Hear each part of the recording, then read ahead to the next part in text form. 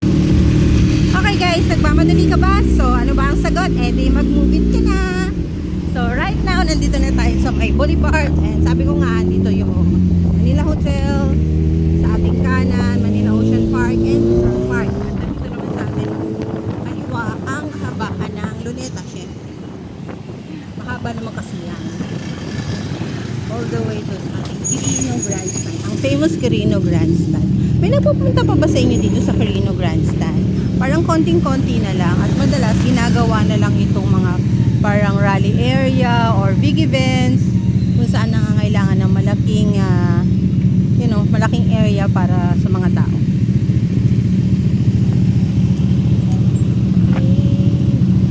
So ang ating Rizal Monument, ang ating Watawat,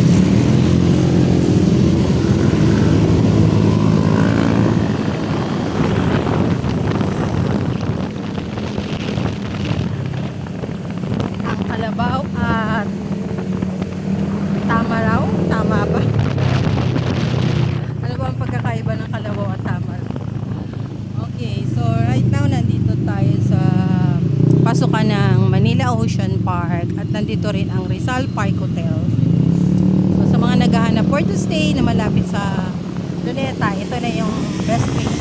At dito rin naman ang Eton Bay Manila sa kabila. Plus marami na rin mga transient house or mini hotels dito sa kaliwa natin. At syempre nasa kanan ang Museo Pambana. So sa mga kids niyo pwede nyo dalhin dyan para naman for more educated tour. At ang ating US Embassy kung saan nag-apply tayo ng visa. Visa sabi nga ni SB19.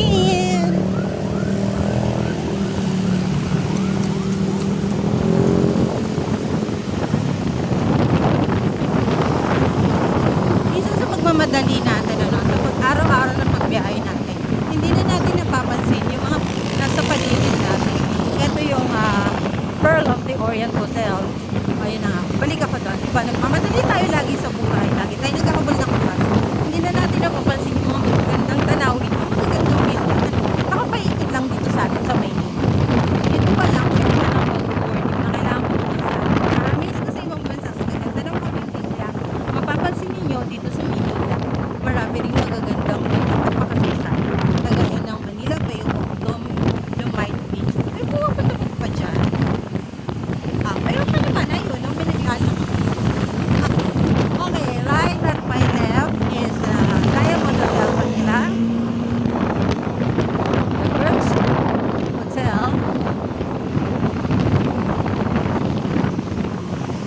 So kung lalakarin mo ito from Manila Hotel going to Pituro, which is our last stop. Siguro mga 30 minutes. Kung ikaw ay mahilig maglakad. Ang iwasan mo lang dito ay ang makasabay, ang malalaking truck na kagaya nito. Mga cargo. Ano ba tawag natin dyan? Yan.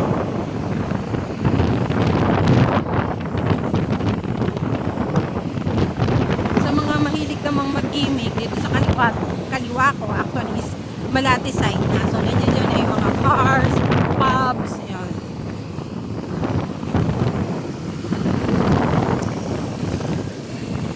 Okay, Rotary Club. Ay, ano to? O, napansin nyo ba to? O, diba? Ito yung canon. Hindi ko lang alam bakit kayo naharangan na ngayon. Dahil ba sa marami nagtitinda dyan dati or nagiging tambayan na lang? Or dahil tayo ay tawag nila doon, nagsasand. Ayun, maraming nagtatambak ng mga buhangin. Sorry, hindi ko alam tamang term na dapat gamitin. Parang nilalaparan yung lupa.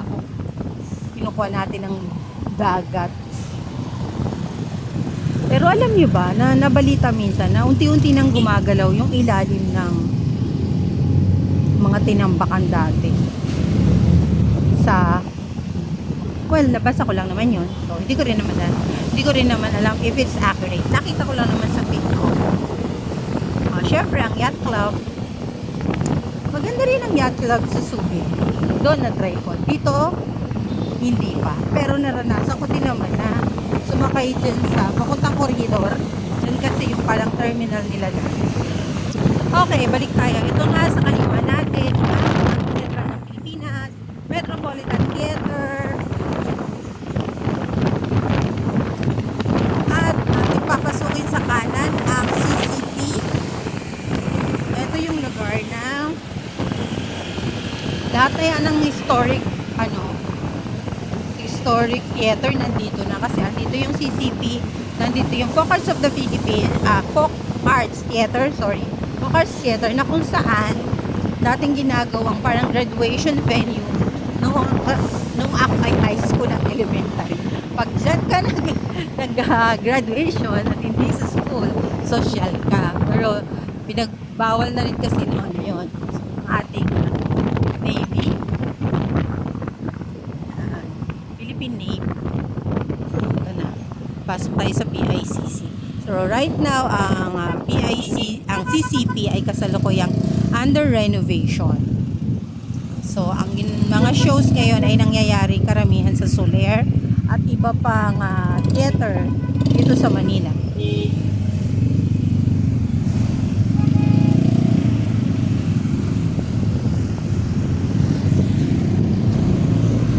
Sa loob na tayo ng CCP.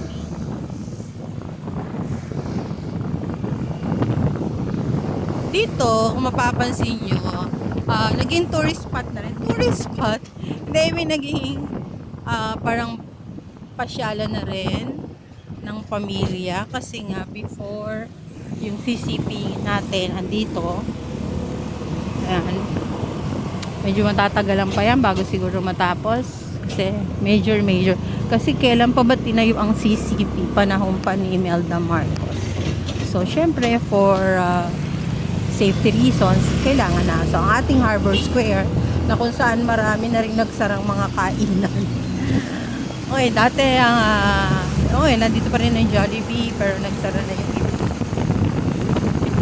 Access dito here. Okay, nasa kaliwa ko ang Star City Value Theater, PICC, na medyo matandaan natin ang kaunti.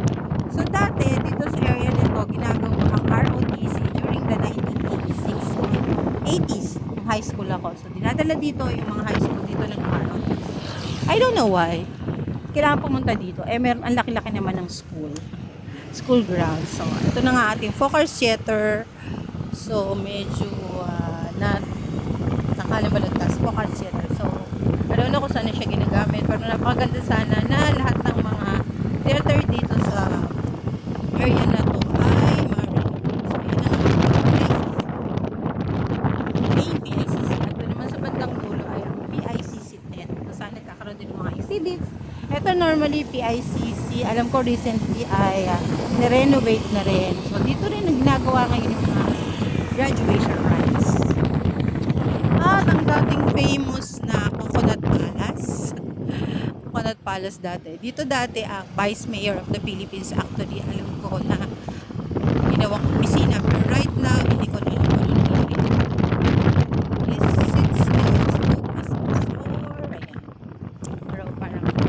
kung ano totally. And ang ating isang dadaanan pa ang dating Sofitel, which is sarado na ngayon. Sayang nga. Ano nga bang Sofitel dati? Ano ba ang tawag dito dati? During the 80s, 1980s, dito nagbabar ng office. Ayaw naman na it's now totally closed.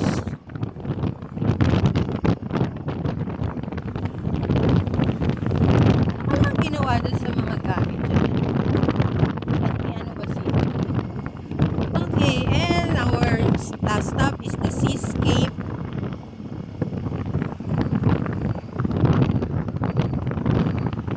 Dito yung seafood market. So right now, dito. Ito nga pala ang film theater. Ang napabalitang nagkaroon ng massacre. Marami daw mumu dyan. I don't know why. Film Academy of the Philippines. Am I right? So, yun siya. So, now we are here at Seascape. Okay guys, that's it.